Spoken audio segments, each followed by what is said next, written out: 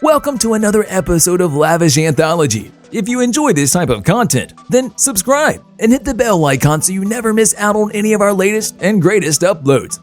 On paper, the U.S. decision to freeze Russian President Vladimir Putin's personal assets looks like an empty gesture. Although widely considered one of the richest men in the world, official Russian documents say all he owns are a couple of old cars, a small flat, and whatever savings the 69-year-old former KGB agent has squirreled away from a salary of around US $140,000. Nobody believes the official documents present the real picture.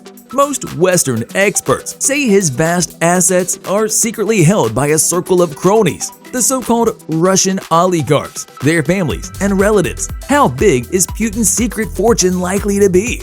Forbes, the magazine known for ranking the world's billionaires, says it's been grappling to answer that question for 20 years, and that one of its editors was gunned down in Moscow while he was looking into Russia's early oligarchs. Despite the zealously protected secrecy, the Russian president's worth runs well into the billions of dollars. William Browder, a one-time leading investor in Russia who was instrumental in passing the Magnitsky Act sanctioning foreign individuals committing human rights abuses, estimates Putin's wealth at more than US $200 billion. That would put him on par with Tesla's Elon Musk as the richest person on Earth. Browder based his estimate on a deal he said Putin struck with the oligarchs in 2004. A mafia-like offer they could not refuse. Half of all they earned would belong to him. He doesn't have any money in his own name, Browder said from London.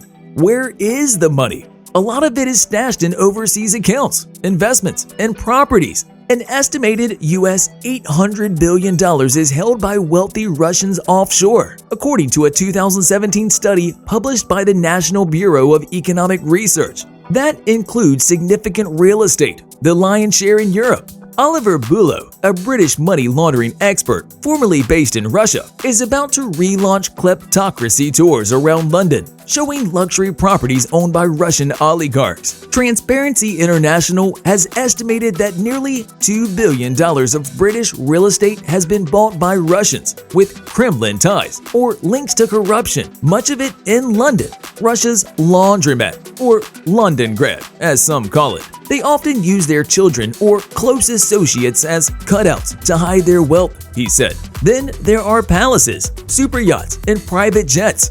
In one case, that made Kremlinologists chuckle. A few weeks before Putin's invasion of Ukraine, the 80-meter luxury yacht Graceful was seen abruptly leaving Germany for Russia. Analysts believe the vessel belongs to Putin and that he was putting it in a safer berth. Putin denies his own palace as opposition urges more protest. Closer to home, the team of Alexei Navalny, a Russian opposition leader whom Putin's government has jailed, produced a lengthy report, written in Russian, detailing a complex web of transfers and people that went into Putin's palace, a massive estate in the south of Russia overlooking the Black Sea, estimated to be US $1.3 billion. Russian billionaire Arkady Rotenberg, who has close links to Putin, has said the property belongs to him. How long have they been preparing for sanctions? After Putin's illegal annexation of Crimes in 2014, the US and European Union imposed a series of restrictive measures against Russian individuals and entities. But Putin and his band of rich friends have spent years dispersing and hiding the assets, aided by a cottage industry of lawyers, accountants, and banks that have served the oligarchs in exploiting the West's laissez-faire approach to disclosure requirements, as well as loopholes and schemes to mask their ownership.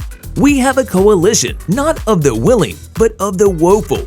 Putin's henchmen teaming up with immoral lawyers. British Parliament member Bob Seeley told the House of Commons this week, naming several UK lawyers. Myra Martini, an anti-money laundering expert at Transparency International in Berlin, says investigating illicit Russian money will require unprecedented cooperation between countries because funds are often cloaked through shell companies in one country, banks in another, and then spent on assets like luxury property in a third country. Putin's wealth is hidden really well, Martini said. There are layers and layers between his assets. It requires a whole understanding of who has been serving as proxies for people close to the regime. How are the US and allies going after Russian oligarchs? The US, European Union, and United Kingdom are working with an expanding sanctions list of Russian elites with ties to the Russian president. Those lists represent the prime targets as government investigators begin trying to peel the onion of secrecy. And on Monday, Switzerland broke from its tradition of neutrality by joining to freeze the assets of Putin, Russia's prime minister and foreign minister, as well as scores of individuals targeted last week by the EU. For those on the list, the sanctions would block access to assets and financial transactions in the US, EU, and Britain. They would eventually freeze their accounts holding cash and securities. The US is preparing to add more Russian oligarchs and related parties to its list. On Wednesday, Attorney General Merrick Garland announced Task Force Klepto-Capture, an interagency effort to enforce the financial sanctions and other economic measures against targeted Russian individuals and entities. We will leave no stone unturned in our efforts to investigate, arrest, and prosecute those whose criminal acts enable the Russian government to continue this unjust war, Garland said. What are the chances of getting their wealth? It's not going to be quick and easy, and in some cases, it might be impossible to find proof of Putin's holdings until after he is no longer in power. There's a political will to go after this systematically, but it takes time. You've got to mean it, and it won't happen overnight, said Daniel Fried, a former U.S. ambassador to Poland and currently a fellow at the Atlantic Council in Washington.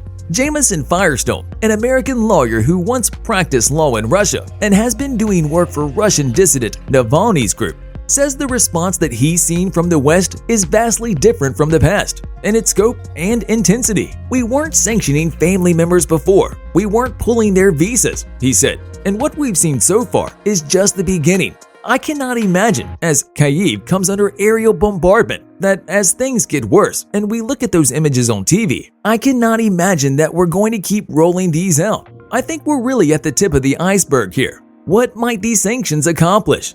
The goal is not to make Putin a pauper. It's to disrupt the lives of Putin's inner circle enough so that they might exert pressure on the Russian leader to moderate his conduct. It's unclear whether the oligarchs, even under financial pressure, would dare ask Putin to pull out of Ukraine, let alone to try to remove him from power. Putin is using people who are extremely loyal to him and likely dependent on him. He has built many networks based on personal favors and compromise, or damaging information, that give him a lot of control over people, said Olga Kostovina, director of the Institute of Modern Russia in New York. Still, some say the oligarchs who struck a Faustian bargain with Putin have grown accustomed to enjoying a lavish lifestyle, one they may not want to give up. This isn't just about money, Firestone said. This is about a way of life. The West has done something amazing that we've never done before. We're no longer looking for whether you've done something wrong. What we're basically saying is, everything you have is derived by supporting this one dictator. You now have to make a choice. You can't enjoy our system while continuing to support this regime, said Fried, the former ambassador. If Putin drives the country into economic chaos and isolation, which he seems to be doing, and the war grows more unpopular, suddenly Putin's position is unassailable until it's vulnerable. I'm not saying it's going to happen tomorrow, but I also remember former Romanian president 𝐦𝐤𝐤𝐿, who went from being a dictator to being a dead guy in about a week. And with that, we've reached the end of this video all about Vladimir Putin's wealth. If you enjoyed this video and found it interesting, don't forget to leave a like and subscribe for more content just like this.